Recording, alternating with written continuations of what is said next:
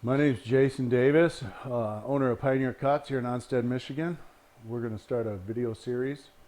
There's a lot of video series out there about machining, CNC machining, so we're going to approach things a little different. We have about 14 employees here, and one of them is the ballistic machinist. A lot of you guys have seen his YouTube channel. He's a new employee here. We're happy to have him, and kind of inspired me to start this video series. We're going to talk about some machining techniques, not just how fast you can make a tool go and how far you can make the chips fly, but actually some techniques, some advanced fixturing, some advanced parts, how we tackle them and how to make money at them. An upcoming project we have is 5S. I take you on a tour, you'll see the shop is in disarray currently, so we will keep you posted on how that's going and monitor the progress. As far as that project goes, we're going to start in the office with the management, so they can get involved from the very beginning and then move it to the shop. But we're going to talk about that and several other things. We may talk about how our shop started. We may start a series about how we started the shop, what we learned, what mistakes were made, what successes there were.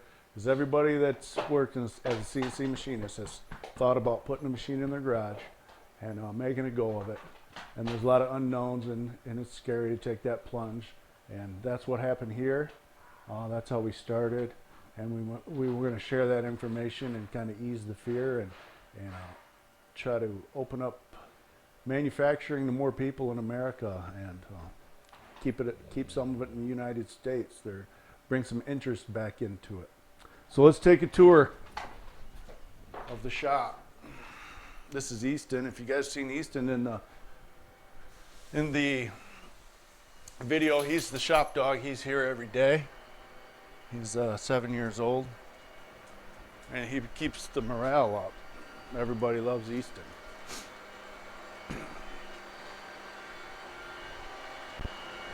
Here's just our bandsaw area. We have a cold saw that we purchased and haven't hooked it up yet, so we're going to use that for aluminum.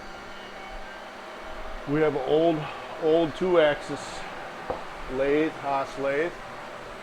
That's the only machine that we did purchase used. Here we have a Doosan. This is our only machine that is not a Haas, and it is a Y-axis live tooling lathe. Very capable machine. The guys here, the general consensus is they don't like the FANUC control. I'm still trying to determine whether that's lack of understanding, just being used to the Haas, or whether it really is inferior to the Haas. So we'll go over to the mill side. That's kind of our specialty. So it's Saturday here. There's not much going on as far as workers. We have one guy down here working.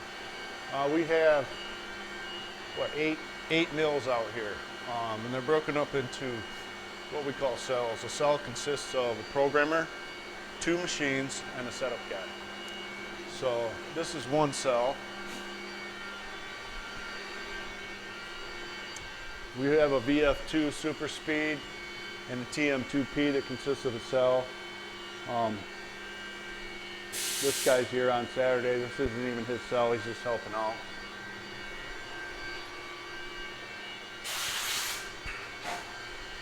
Normally we do 1 to 5 pieces. This is a bigger run of 30 pieces. So our bread and butter has always been the low quantity. It's easy work, it's easy to get, and there's not much competition for it. I'm not the best salesman, so we kind of pick the low-hanging fruit. We'll go over to the other side where the other 3 cells are and show you our latest machine. This is our first, true full 5-axis machine, and it's the smallest one Haas makes, a UMC 500 SS. And as you can see, well, We had a little incident here last week. The part came out of the vise, but you see the cracked glass. But you also see we're having some success on the other side of that glass. We do have a VM3, it's a mold machine. We have it set up a little different. We have a 5-axis trunnion in on one side, and we utilize the other side of the table for different work. One thing I want to show you, one of the things that we do is we actually milled the table of the machine to allow for end work. So gives us more Y travel over the top of the table. So we cut that out of cut the Haas table, and it's really proven to be handy, and it doesn't seem to hurt anything. I see Easton's decided to get a snack here. Let me shut that.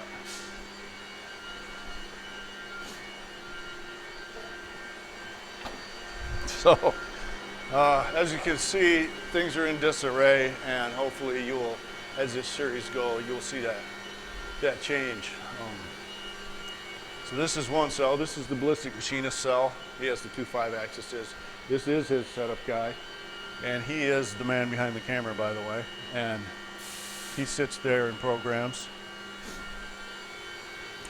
The other 2 cells, they're not here today.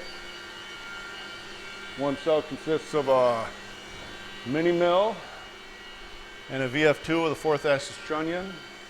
The other one a VF2 super speed and another 4th axis trunnion, VF2. These 2 machines are identical. We have the Haas 4th axis rotary in there with the Stallion trunnion table, which makes full rotation of the vise very handy. So we have 2 of these. There are times that we wish the Stallion wasn't on there, so our next 4th axis will probably be just the rotary for different types of 4th axis work. And that's kind of what we have in operation right now. We're gonna talk about what I hope to be some useful things other than you see on your normal CNC machining videos. We're pretty open with all our processes and our money, how much money we make, how much things cost. All the employees are aware of all our bills, all our profits, and we just started sharing those profits with a monthly payout. So everything's real transparent, and I want to keep that going through this series about how we do it, what the results we get, and what you might expect if you attempt some of these fixture setups, or even attempt the shop business. We're getting ready to expand. Like I said earlier in the video, this week, low quantity, onesie twosies is a low-hanging fruit. It's hard though, it's quick turn, a lot of mistakes. Mistakes will set you back and mess up your schedule, and it's really stressful for everyone. We've added another building that we kind of want to grab some easier low-run production work to try to diversify the company, and I'll take you over and show you that. So this is our addition. It's almost finished. We're just waiting on the overhead doors. It's a 40 by 80. What we just came from was a 40 by 66. So we're heading on. I'll show you this. So here it is. This is half of it. We finished half of it. The other side doesn't have concrete and stuff yet. We have absolutely no plans for this, but we know we're going to put some machines in it. Somebody's going to want to utilize it. The reason that if we build it, they will come theory. So the main thing is, we're not going to spend much time in here, but if we do things as the series goes, we'll keep you informed. So as you see, this is a little more about what we're going to do. We're going to do work holding. We're going to do some tips and tricks that really I haven't seen at too many places other than here. So it's going to be news to you. It's going to be good information. This is coming from somebody that started it. It wasn't given to me. I didn't have a lot of money. So I'm going to show you how it started and how you can do it. We're probably going to do a series of how to start a machine shop. You may have seen them before, but they skip a lot of details to it. I looked at the YouTube videos and where do you get your first machine? Where do you get your customer? How do you make it work? So many unknowns that every person in a machine shop dreams of. Well, I could get a machine, I could do this, and I think we're going to show you how.